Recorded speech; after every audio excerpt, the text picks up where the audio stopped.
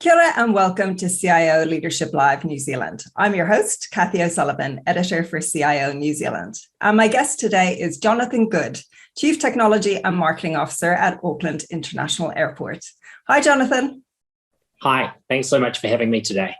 Thank you. And I'm sure it's a very busy time, school holidays, international travel back up again. So to kick things off, can you tell us a little bit more about your role and what your team at Auckland Airport does? Certainly. So I lead our technology and marketing functions for the airport. And I guess when people think of Auckland Airport, they tend to think of the airport itself, the terminals, chance for, as you mentioned, international travel.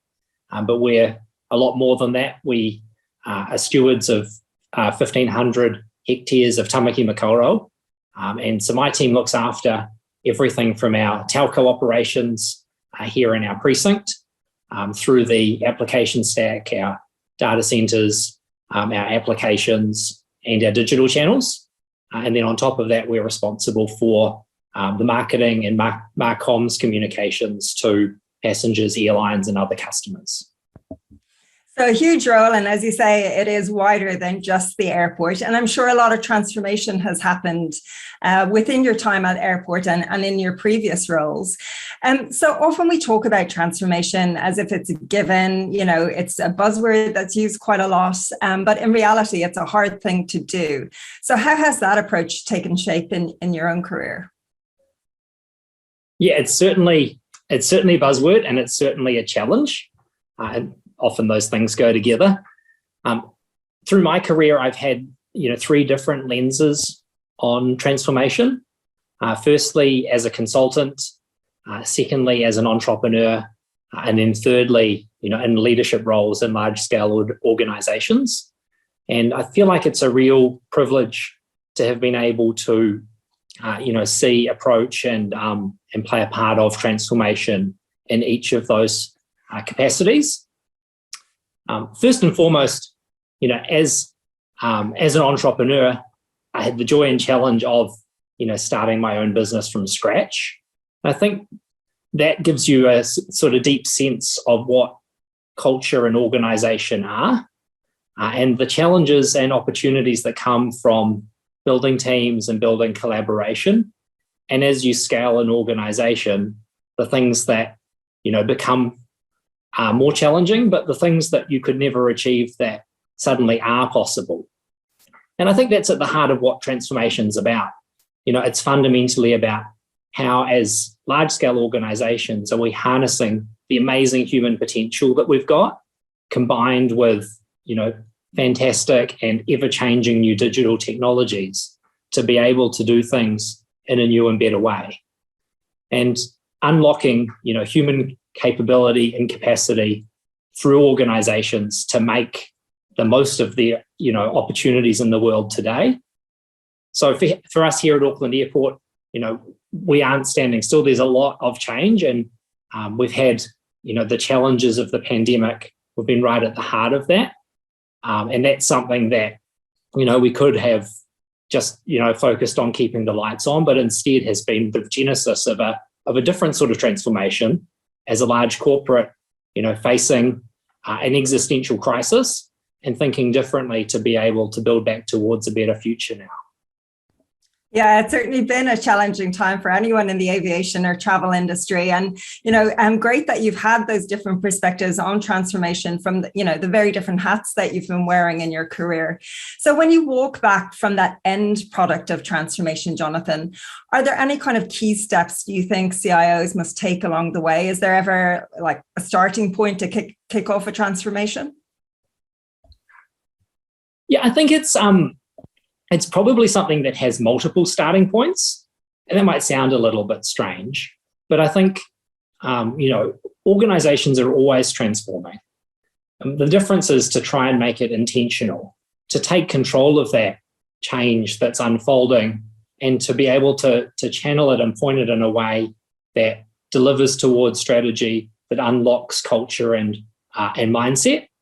And so I think to do that, you want to establish a starting point. And so even if transformation is already something that's being embarked on in an organization, you might still want to take a moment in time to change things up and to sort of hit a different phase or a different level of potential around transformation. So I think to do that, you want to really be conscious of a few different things. Firstly, it's around building support. It's often something that falls to, a CTO or CIO to play a significant role in, but fundamentally transformation is to deliver on business strategy, and it's an all-in organizational approach.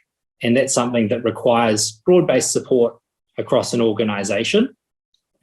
Secondly, it's around communications. It's about building a narrative that lifts people up, helps people believe enough to be willing to start. And then thirdly, it's around, being brave and committed.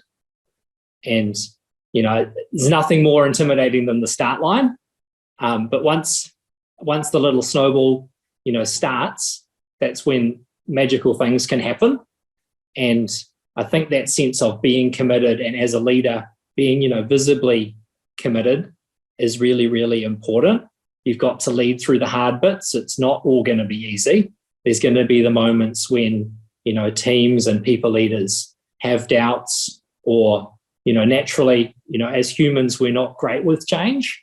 And, without conscious focus, we often revert to how things were. And so being willing to, step in to make interventions, and then to provide the layer of support and nurturing to help that little snowball, grow into an avalanche that can really transform, landscapes and environments to make, transformation really reach its potential. Yeah, it certainly can be challenging transforming any organization. And you touched on some of those kind of issues there. Are there any other kind of common roadblocks that are good to avoid along the way? Yeah, I think it's, I think you've got to be conscious of your constraints as an organization. It's even interesting from an Auckland Airport perspective.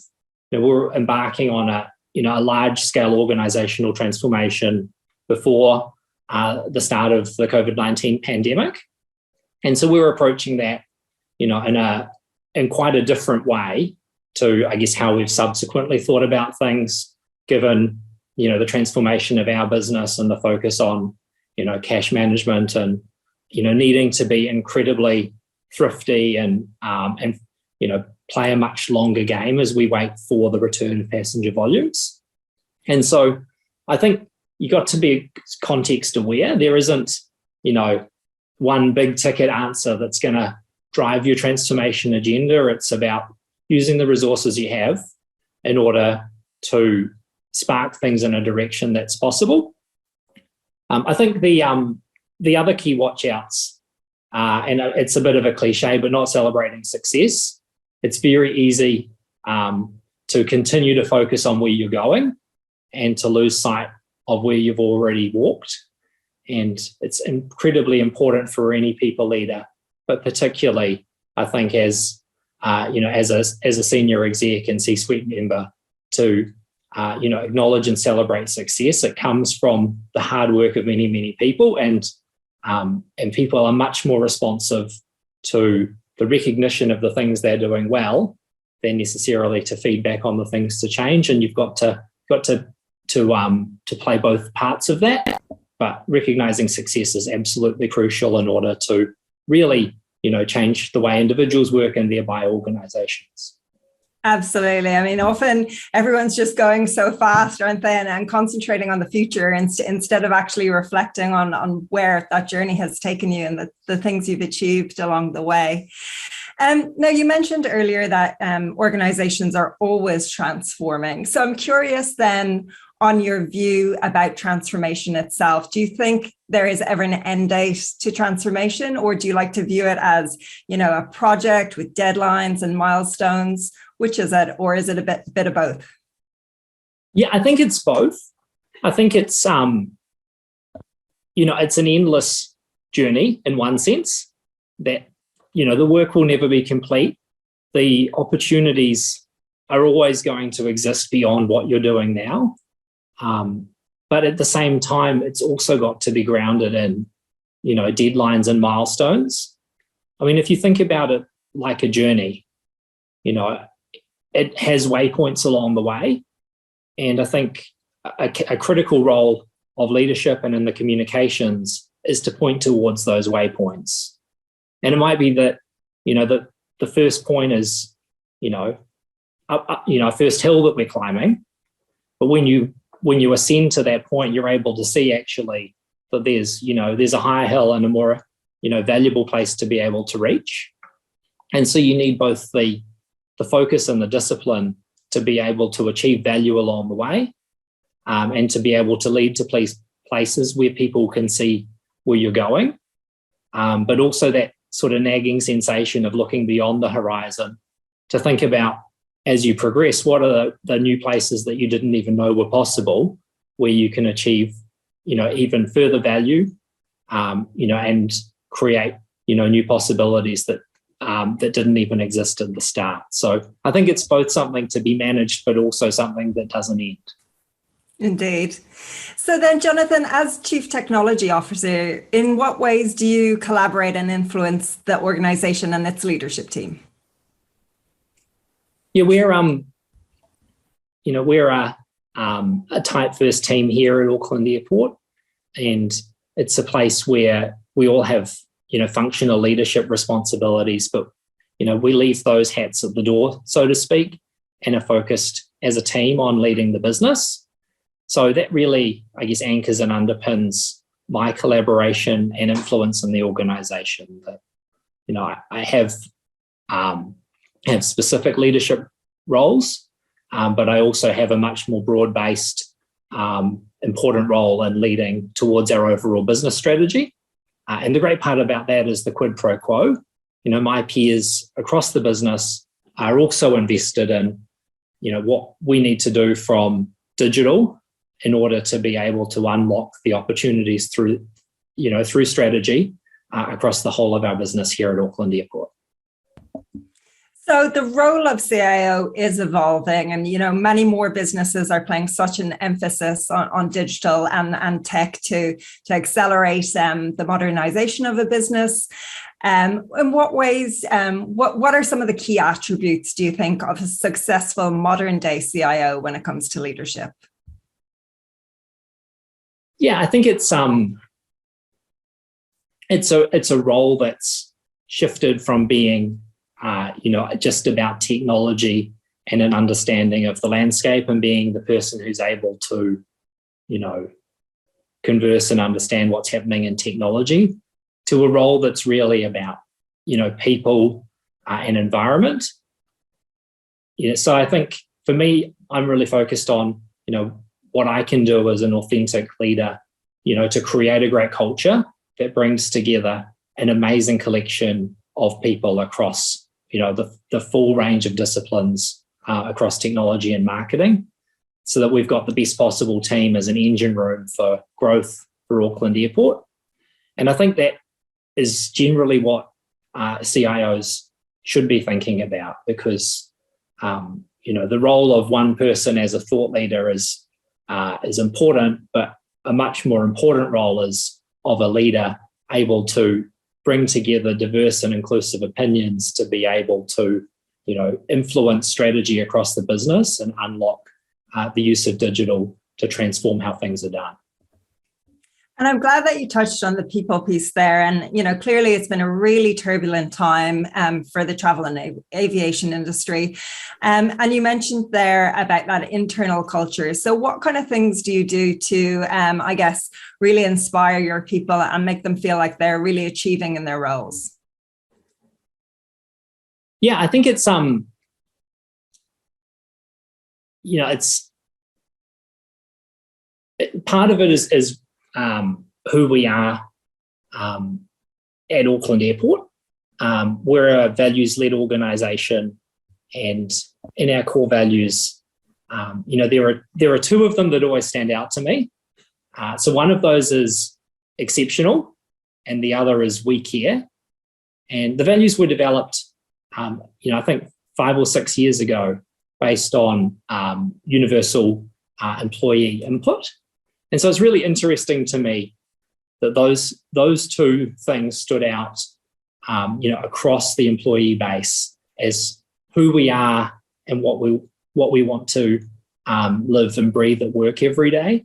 Because as a consultant, I saw lots of organizations, and I saw lots of places that were focused on being exceptional, and I saw lots of places that were focused on caring. But we, as an organization, actually embody both. And I think that's incredibly distinctive. And I personally haven't seen any other organization that's been able to embrace that. And so I guess in answer to your question, we have some fantastic existing, rituals and employee recognition programs that help celebrate, the micro successes that happen, each week or each sprint, but also, the successes of each season as we go through, in a very seasonal business, the different parts of the year. On top of that, through the lockdowns, we've evolved within tech some of our own points of recognition and celebration. From some quite interesting hybrid events that we've done through the opportunity to use showcases not just as something that is around customer and stakeholder feedback, but is also a moment of celebration and recognition.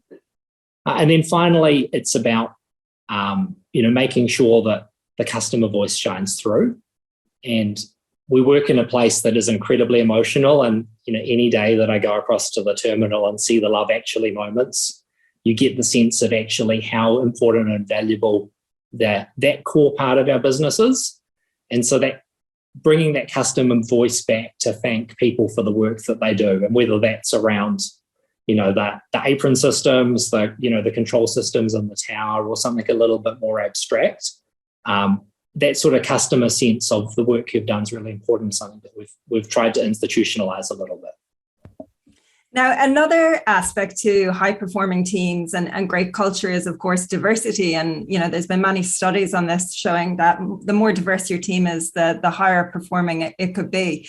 So why do you think we don't have enough diversity in IT roles? And are there any practical things that can be done to, I guess, attract more people from different backgrounds to these roles?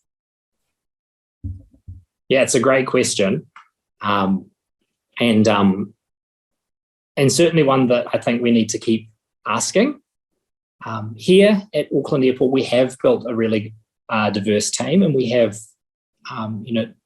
diversity in many different realms and spirits, which is great. And I think one of the things that's been really important in that is to flip the traditional D&I and to think about inclusivity first.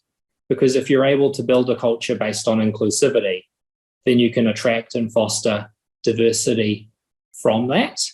And it also helps, I think, everyone be able to see themselves and the diversity that they can contribute. So that's been really important. But then built on top of that, we are very focused on, helping equip people to think about, recruitment and interaction.